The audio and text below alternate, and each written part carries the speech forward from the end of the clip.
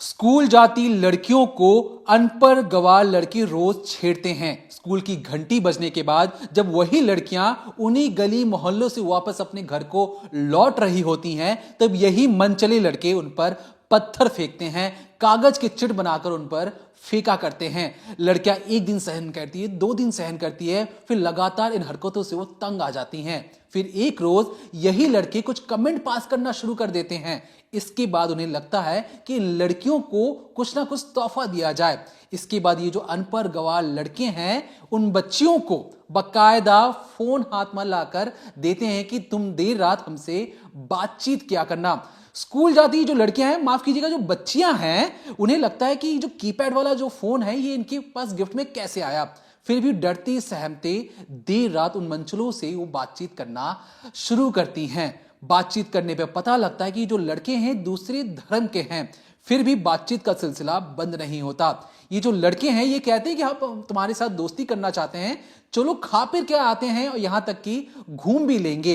लड़कियां पहले हिचकिचाती हैं, लेकिन लड़कों की बातों में या कहीं झांसे में इस तरीके से आती हैं कि स्कूल छोड़कर उन लड़कों के साथ वो घूमने चल निकल जाती हैं। यहां तक कि खाने पीने अच्छे अच्छे रेस्टोरेंट में भी पहुंच जाती हैं।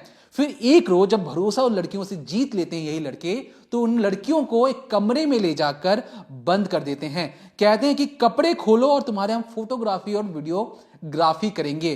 जो बच्चियां थी, जो डरी सहमी थी, वो जब अपने कपड़े खोल रही होती हैं, तब यही अनपढ़ गवार लड़के उनका वीडियोग्राफी बनाते हैं, उनकी फोटोग्राफी बनाते हैं और कहते हैं कि तुम्हें कलमा पढ़ना पड़ेगा, तुम्हें रोजा रखना पड़ेगा, तुम्हें हमारी औरतों की तरह कपड़े पहनने पड़ेंगे। अगर तुमने ये सारी चीजें नहीं की तो तुम्हारी यही वीडियोस फोटोज तुम्हारे माँ बाप को, तुम्हारे स्कूल में तुम्हारे दोस्तों को भेज दी जाएगी और तब सोचो तुम्हारे बारे में लोग क्या सोचेंगे। अब एक एक जो लड़की थी उसके पीछे कम से कम 5 से 10 लड़के लगा दिए जाते हैं, जो जबरन उसके साथ रेप, गैंगरेप जैसी घिनौनी वारदात को अंजाम देते हैं। यहां तक कि ना मानने पर चाकू से हाथ पर कट लगा दिया जाता है, और ये इसलिए ताकि तुम मेरी जायदाद हो। अब इस तरीके से जो अनपढ़, जो मंचलों वाले, जो गवार जो लड़के थे, वो इस तरीके से काम कर रहे थे कि लड़कियों से ये भी कहा गया कि तुम अगले 5 से 6 अपने दोस्तों को भी लेकर आओ जो सिर्फ और सिर्फ हमारी बातें माने।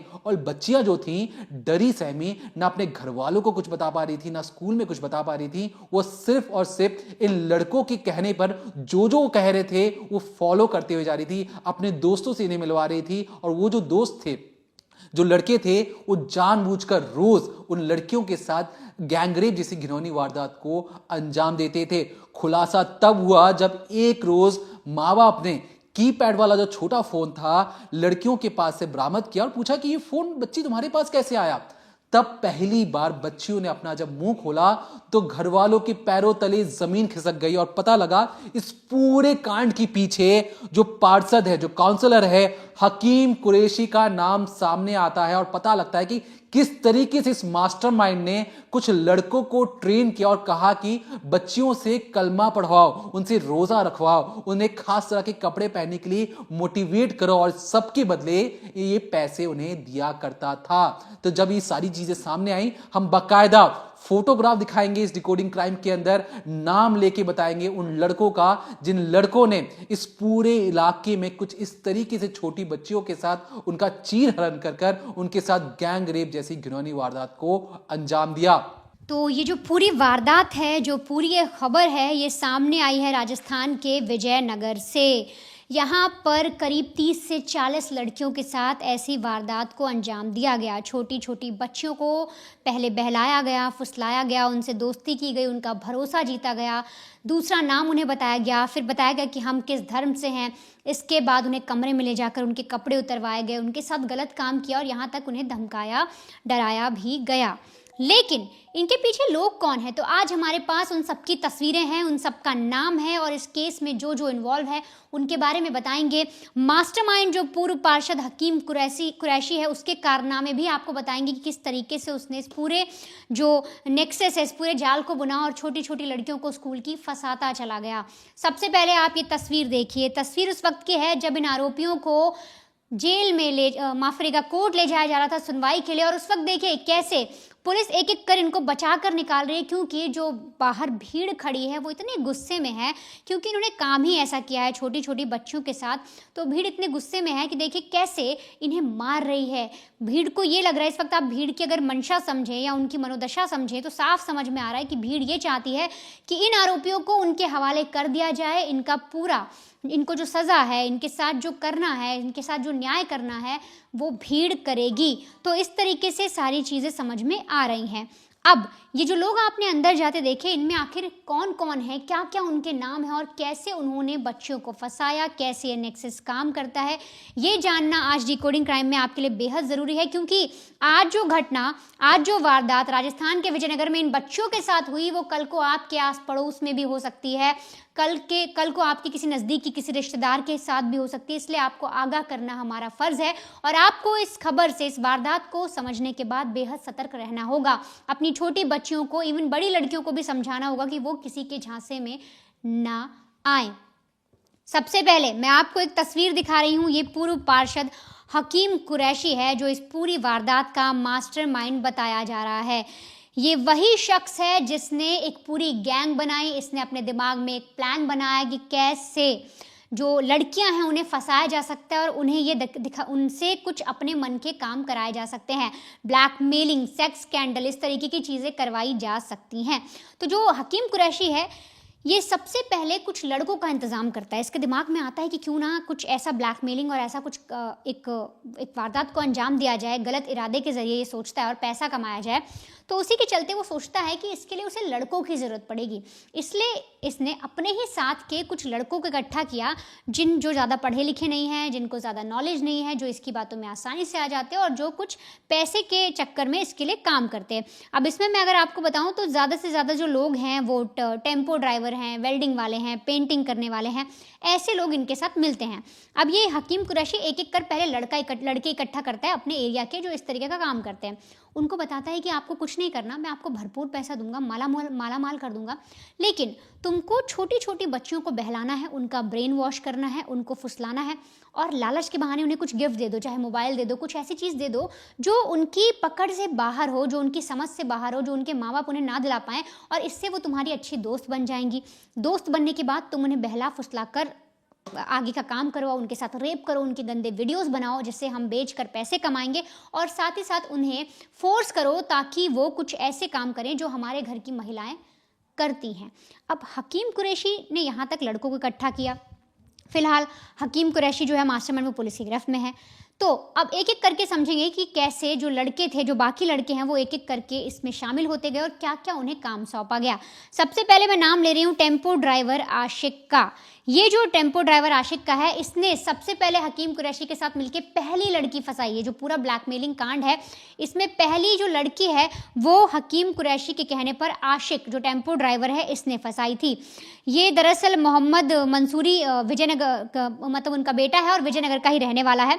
यहाँ पर पेशे से टेम्पो चलाता है और तो और जब हकीम कुरैशी ने इसे काम सौंपा तो सबसे पहले इसने एक लड़की को फंसाया। पहली लड़की आते जाते उसे देखता स्कूल से, जब स्कूल से लड़की घर जा रही थी तो उसे छेड़ता, उस पर कोई कमेंट पास करता, कभी कहता बहुत सुंदर लग रही हो। अब ये सब सुन के जो छोटी बच्ची है वो कभी कभी मुस्का देती। अब ये उन्हें चिट देने लगा, ऐसा दिखाने लगा कि हाँ ये उनका दोस्त बनना चाहता है, उस लड़की से प्यार करता है, ऐसी चीज़ें दिखाना इसने शुरू किया। लड़की को लगा कि हाँ सामने वाला लड़का शायद उसकी कद्र करता है। अब जो आशिक है वो चिट देने के बाद लड़की को फ़ोन गिफ्ट करता है। लड़की फ़ोन देख के खुश हो जाती है कि अरे इसने तो मुझे फ़ोन दे दिया। अब जो आशिक है वो लड़कियों से रात भर प्यार भरी बातें करता। अब जब ये सारी बातें होती तो लड़कियों को ट्रस्ट बिल्डअप हो जाता, मतलब जो सामने वाली लड़की उसे लगता कि हाँ ये जो आशिक है वो मुझसे प्यार करता है, मेरी कद्र करता है, हमारा जीवन साथ में बीत सकता है। बेहद एकदम विश्वास पैदा करने के बाद ये उस लड़की को एक कमरे में ले जाता है, वहाँ उसके साथ ज़बरदस्ती करता है। जब लड़की मना करती है तो साफ तौर पे कहता है कि मैं तुम्हें अपने साथ लेकर आया हूँ, मैंने तुम्हें गिफ्ट दिया है और तुम्हें मेरे लिए कपड़े उतारने होंगे। और तो और जब ये सारी चीज़ें हो रही होती हैं, जब लड़की के गंदे वीडियोज़ बनाए जा रहे होते हैं, तब हकीम कुरैशी वहाँ पर मौजूद होता है और वो उन लड़कियों से कहता है कि तुम डरो मत, कुछ नहीं होगा, ये तुम कुछ भी गलत नहीं कर रही हो। इस तरीके की जो मास्टरमाइंड हकीम कुरैशी बच्चियों को बहलाता और फुसलाता था। और तो और जो टेम्पो ड्राइवर है वो पूरी तरीके से बच्चियों को कब्जे में ले लेता, उनका माइंड जो है अपने कब्जे में ले लेता, वो जो कहता वही वो लड़कियां करती, क्योंकि उन पर कई सारे दबाव बनाए जाते, उनके गंदे गंदे जब वीडियोस निकाल लिए जाते तब उन्हें धमकाया भी जाता। तो ये बात आ गई आशिक की, जिसने पहली लड़की फंसाई। अब बात करते हैं दूसरे लड़के की, यानी लुकमान की। ये करता था वेल्डिंग का काम, 20 साल इसकी उम्र है, और इसको भी जो हकीम कुरैशी है उसने अपनी गैंग में शामिल किया। और तो और इसको काम, ये दिन भर आवारागर्दी करता था, इसलिए इसको उन्होंने अपनी टीम में रख लिया और बोला कि तुम्हें भी लड़कियां फंसानी है। तो लुकमान को भी लड़कियां फंसाने का काम दिया गया। इसके बाद बात आती है सोहेल मंसूरी की। ये तीसरा लड़का है, 19 साल का सोहेल है।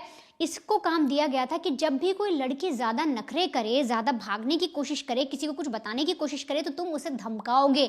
जो आपको बताएगा ना कि हाथ काट देते थे, छोटे से कट लगा देते थे हाथ पे, तो वो काम भी सोहेल मंसूरी को दिया गया था। कहा गया था जब भी कोई लड़की ऐसा नानुकुर करेगी तो तुमको उसका हाथ काटना है, उसको धमकाना है, और जितनी भी लड़कियां इस घर में आएंगी, इस कमरे में आएंगी, उनसे तुमको सारे काम करवाने हैं ताकि वो किसी को बता ना पाए। ऐसा डर, ऐसा खौफ तुमको बनाकर रखना है। ये काम दिया गया था सोहेल मंसूरी को।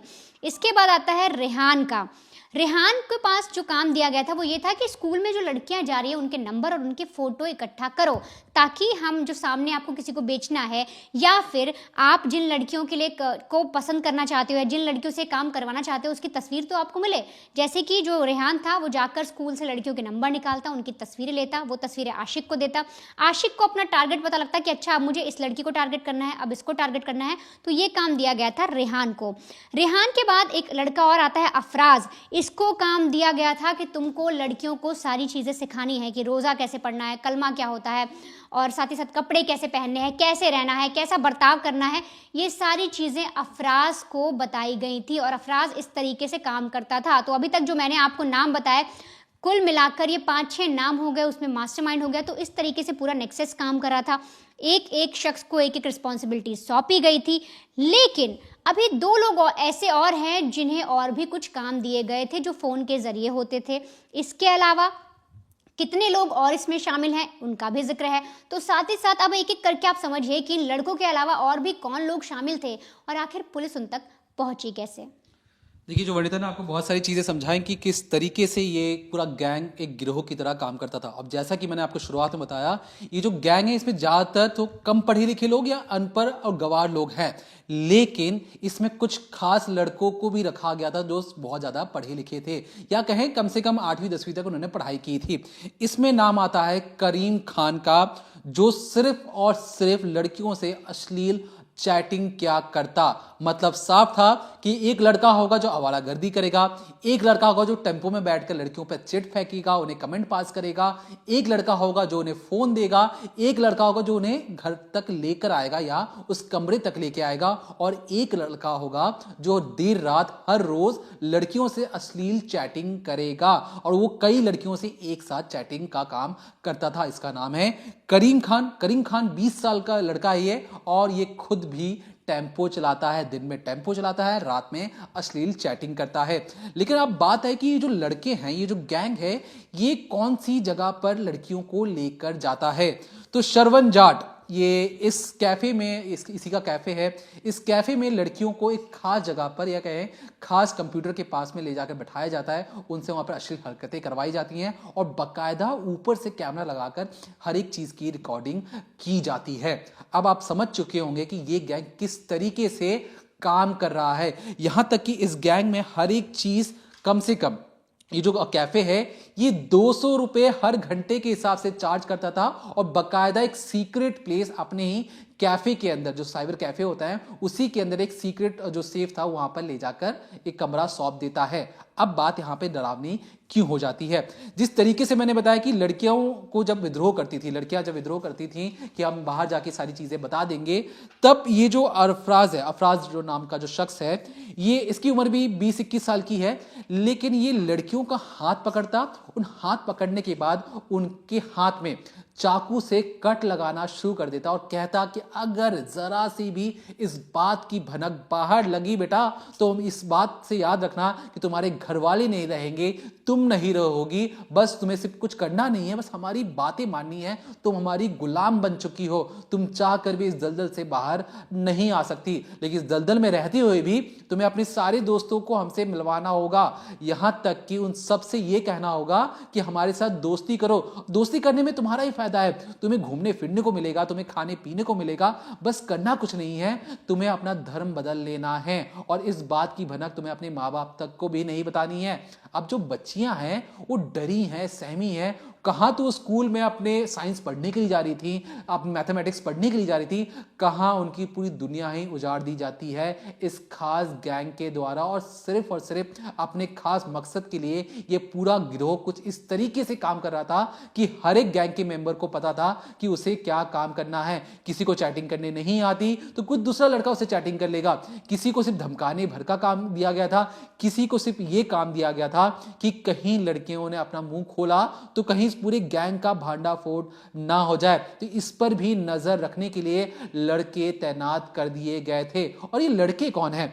टेम्पो चलाने वाले, वेल्डिंग वाला का काम करने वाले, अक्सर जो आवारा गर्दी करते हैं, इस टाइप के लड़के थे। और ये लड़के बहला फुसला कर मासूम बच्चियों के साथ दुष्कर्म कर रहे थे और इस बात की भनक ना बाप को लगती है, ना स्कूल प्रशासन को लगती है, ना दोस्तों को लगती है। तो इसके पीछे ये जो डर है, ये सिर्फ और सिर्फ डर जो माँ बाप और बच्चों के बीच में जो खाई है उसकी वजह से है। क्यों छोटी छोटी बच्चियां अपने माँ बाप को ये सारी चीजें नहीं बता पाई? क्यों बच्चियां ये सारी चीजें अपने दोस्तों को नहीं बता पाई? क्योंकि उनके मन में डर था कि अगर उन्होंने ये सारी बातें अपने माँ बाप को बताई तो हो सकता है माँ बाप, समाज उन्हें ओछी नजर से देखे और इसलिए वो दर्द का जो घूंट था वो पीते चली जाती इतनी कम उम्र में। और बावजूद इसके रोज उनके साथ गलत चीजें हो रही हैं, उनके हाथ पैर काटे जा रहे हैं, उन्हें धमकाया जा रहा है, उनके साथ कई लड़के उनके साथ ब्लैकमेलिंग कर रहे हैं, मेंटल टॉर्चर हो रहा है, उनके शरीर को नोचा जा रहा है। लेकिन उस दर्द को छुपाते हुए वो अपने घर में रोज हंसती हैं, पापा को प्रणाम करती हैं, माँ बाप के साथ खाना खाती हैं। लेकिन उनके साथ क्या हो रहा है इस बात की भनक किसी को नहीं लग पाती। तो ऐसी खाई कैसे हो जाती है कि माँ बाप अपने बच्चों से बात नहीं कर पा रहे हैं, यहां तक कि बच्चों को भरोसा नहीं हो रहा अपने माँ बाप पर कि वो अपने माँ बाप से दर्द शेयर कर सकते हैं। और शायद इसी वजह से ये जो गिरोह है, ये जो गैंग है, इन्हीं सारी चीजों का फायदा उठाकर इन मासूम बच्चियों के साथ एक नहीं, कई नहीं, कई 100 बार रेप जैसी घिनौनी वारदात को अंजाम देता है। एक एक बच्ची के पीछे 5 से 10 लड़के लगे रहते हैं और 5 से 10 लड़कों को जैसा वो लड़के चाहते हैं वैसा ये लड़कियां करना शुरू कर देती हैं। फिलहाल इस पूरे मामले में कई जो लोग गिरफ्तार हो चुके हैं, लेकिन आपको बता दें 3 नाबालिग लड़के भी हैं इस पूरे गैंग में जिनका हम नाम नहीं ले रहे हैं। पुलिस उन्हें हिरासत में ले चुकी है। लगभग 12 लोग अब तक पुलिस के हत्थे चढ़ चुके हैं। लेकिन पुलिस का मानना है ये गैंग कोई छोटा मोटा गैंग नहीं है। जिस तरीके से गैंग ऑपरेट हो रहा है, जहां पे हर एक लड़के का अपना अपना अलग अलग मकसद है, तो हो सकता है ये गैंग कम से कम 40 से 50 लड़कों का हो, जिन्हें सिर्फ और सिर्फ खास वर्ग की लड़कियों को फंसाना है, छोटी बच्ची को फंसाना है जो अपना मुंह कहीं बाहर ना खोल पाए। इस पूरे मामले पर हमारी खास नजर रहेगी। जो भी इस पूरे खबर पर नए अपडेट्स आएंगे हम आप तक इसे पहुंचाने की कोशिश करेंगे। और चलते चलते इस डिकोडिंग क्राइम में हम अपने सारे दर्शकों से ये कहना चाहेंगे कि देखिए, हमारे पास जो खबरें आती हैं हम आप तक कोशिश करते हैं कि पुलिस इन्वेस्टिगेशन के जरिए अच्छे से जो इन्वेस्टिगेशन हुई हैं, जो तमाम जो समाज की जो खामियां हैं वो आप तक पहुंचाते रहें। तो हमारे दर्शकों से दरख्वास्त है कि अगर आपके पास भी कोई ऐसी खबर है जो आप चाहते हैं कि आप बाहर निकालें, ऐसी इन्वेस्टिगेशन जो आप चाहते हैं कि हम दोनों मिलकर आप तक पहुंचाएं, तो जरूर हमें कमेंट सेक्शन में अपना नाम लेकर और उस खबर के बारे में डिटेल हमारे साथ शेयर कीजिए। हो सकता है हम उस खबर पर नजर डालें तो आप तक वो खबर जरूर पहुंचाएं। तो अगर आपके मन में भी कोई सवाल है, आपको लगता है कि हमें कुछ खास कहानी आप तक पहुंचानी चाहिए, तो कमेंट सेक्शन में जाकर कमेंट जरूर कीजिए और हमें बताइए कि आप कौन सी खबर या कौन सी ऐसी इन्वेस्टिगेशन सुनना चाहते हैं और समझना चाहते हैं जो आपको लगता है कि ये समाज में इंपैक्टफुल हो सकती है। फिलहाल के लिए देखते रहिए क्राइम तक।